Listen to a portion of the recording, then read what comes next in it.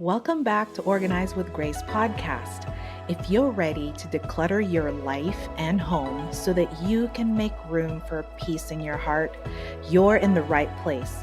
Join me, Grace Ramon, your host and home organizer, where I and my guests share tips and encouragement to help you get started, especially when you don't know where to start. I'm here with you as you begin your decluttering journey, so let's get going. You ready? Hello and welcome to Organize with Grace, and welcome to the 100th episode of this podcast. Now, it took me longer than I expected to get here. There were breaks, doubts, and times of almost quitting a few times, but I'm still here, and so are you, and thank you so much for listening. Now, some podcasts have hundreds or thousands of episodes by now, and that used to bother me. But today, I'm staying focused on what this milestone means to me. And instead of comparing myself to others who have either done it better or who's got more podcast episodes under their belt, I would rather celebrate this. And I'm glad to be able to share it with you. And whether you've been here since episode 1 or just found this podcast, I appreciate you. Your downloads, your messages, and shares kept this going.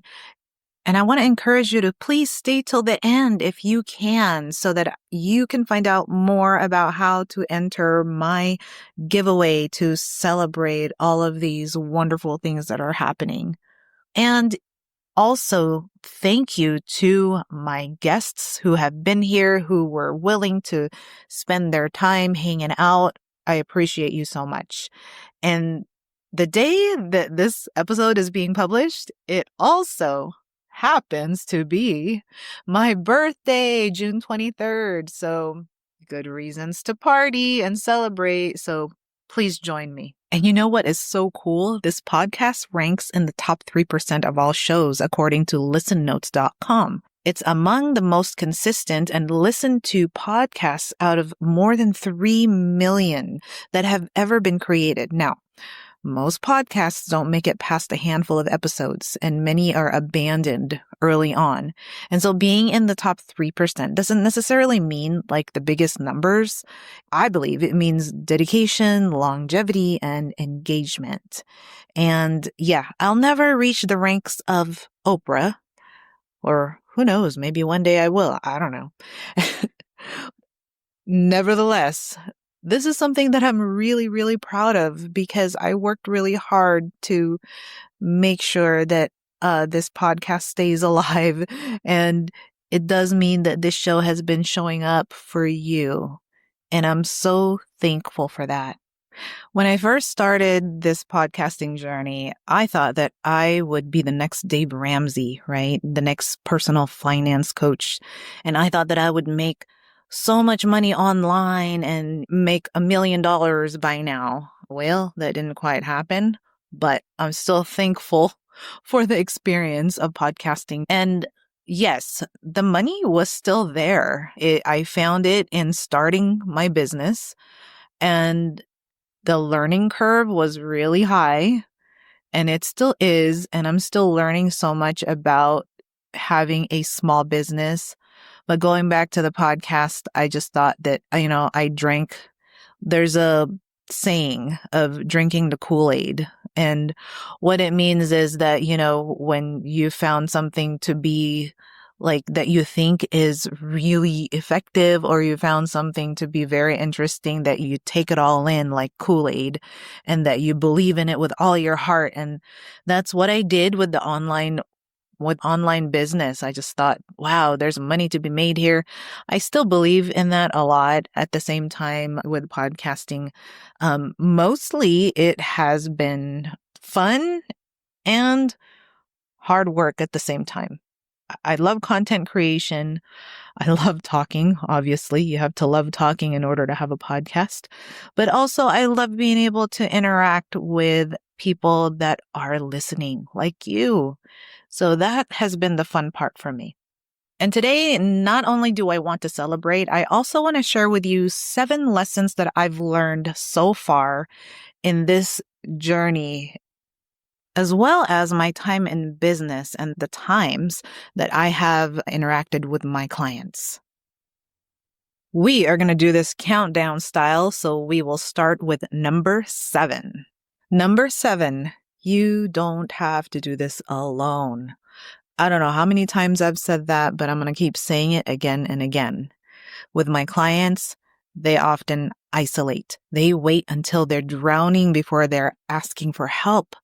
But know that I want to let them know, and I want to let you know that support brings momentum. Okay. And for me, what I have personally learned is that asking for help doesn't make you weak. There's nothing wrong with you for asking for help. In fact, it is a sign of strength. I wouldn't be where I am today if I didn't ask for help, if I didn't ask for coaches that have helped me along the way, if I didn't ask for support from my family, from my husband. People who love me have supported me along the way. And there are people for you as well that will support you, whether it's a family member, a friend, or a professional like me. So you don't have to do this alone. You don't have to do this decluttering thing alone. You don't have to do this life alone, even though sometimes it feels like that. Number 6, a simple system brings peace. So with clients, even a simple system like a basket for keys can lower stress. We don't need more stuff. We need better flow. We need for things to have homes. And for me, I've had to create systems to manage work, motherhood, podcasting, and all of these other things that I'm into. And when they work, I do definitely feel the difference and I experience that peace, and you can experience that peace as well. Number 5, I know I'm going a little fast with this and I hope that I'm not losing you. So number 5, you can downsize without erasing your story. And a lot of my clients feel like letting go means like erasing a part of who they are or erasing that memory with that person. And I remind them, we're not erasing anything. We're not erasing your past. We're not erasing what happened then. And for me, I had to redefine what success and simplicity looks like in my seasons of life. And I have had to learn to let go of roles and expectations of myself and others. And that has been a part of my own downsizing. Now, the danger for me is I love to take on more and more passion projects and things like that. And I've been a lot better with really trying to figure out, like in prayer and with God and His Word, like asking what is really meant for me during this time. It's a learning process, but going back to downsizing, the memories don't go away with the stuff. The memories will always be in our hearts and in our minds, and we can write about it. We can take pictures of that item, and we can always keep it alive by having the conversations about it with other people. And again, writing about it is probably like one of the coolest things you can do about memories of the past. And number 4, I'm not the original one that penned this saying, but I love progress over perfection. What this means for me is taking action instead of waiting for that perfect time, perfect moment to act. What works is starting small. It can be a drawer, it can be a shelf, it can be a corner. And if we keep saying, oh, when my kids leave the house, then I'll declutter. When this happens, then I'll declutter. When I retire, then, honestly, it's really not going to happen if we continue to have that mindset. And for me, this podcast, this very imperfect podcast is proof. If I had waited for everything to be perfect, feel perfect, these 100 episodes would not exist. And number 3, there is life after letting go. I have worked with many clients that have expressed this fear. The fear of letting go is real. We want to recognize that. They do worry about regret or feeling empty, regretting that they let go of an item. And it does, while it does happen, I want to say that it doesn't happen very often. What does happen often is that once they start releasing things that no longer serve them, they no longer need, many find relief, not loss. And in my own life, I have had to also let go, like I said earlier, of roles, routines, and even relationships that weren't aligned anymore. And I've found freedom, not emptiness, on the other side. And number 2, overwhelm is real. And I do have a love-hate relationship with this word, but we'll save that for another time. What my clients say in one form or another, I don't know why, I just can't do it. And I can only do it while you are with me. And what I have come to learn is this thing called decision fatigue. And this term is coined by social psychologist Roy F. Baumeister. And decision fatigue is the emotional and mental strain resulting from a burden of choices. We've got too many choices these days. What cereal to eat, on what car to buy, and all of that stuff. And it is overwhelming. And just like the fear of letting go and realizing that it is real, we must acknowledge this when it comes to life overall. And what I've realized, decision fatigue happens when we've had to make too many choices in one day, even the small choices. And then it builds up and makes the decision, even something as simple as where to start, feel impossible.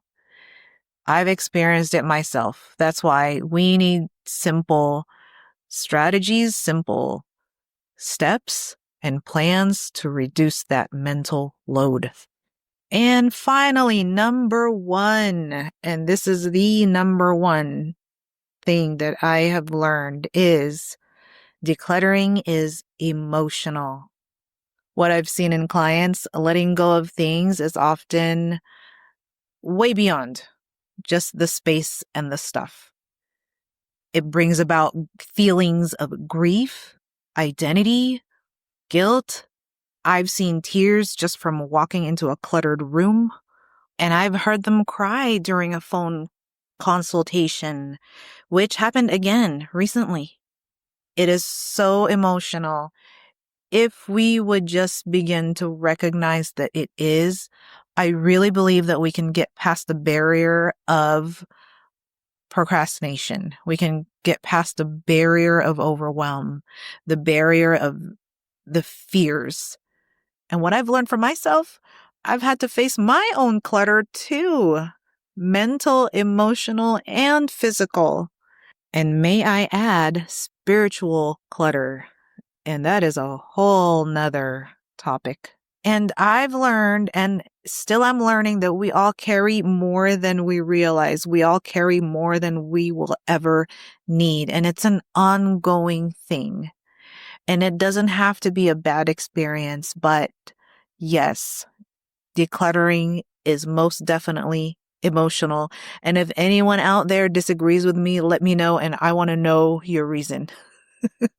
Now, these lessons, now I have an idea that maybe I can cover them one by one episode at a time. That might be a good idea. Let me know if that's something that you might be interested in.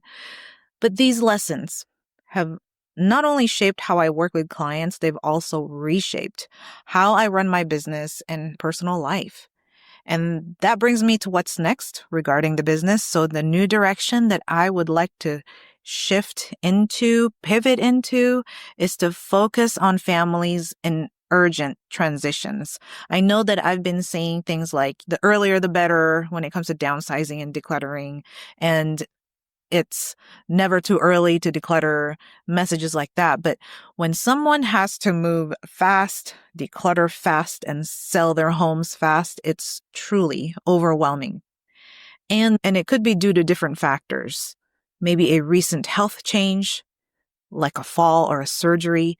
Maybe a parent needs to move into assisted living quickly, which we've experienced during our in-person decluttering sessions. Or sometimes it's a grieving family who suddenly has to deal with a house full of belongings. And these moments are hard. They are, once again, emotional and very time sensitive. And they often don't come with a clear path. And that's why I'm offering a crisis clarity session.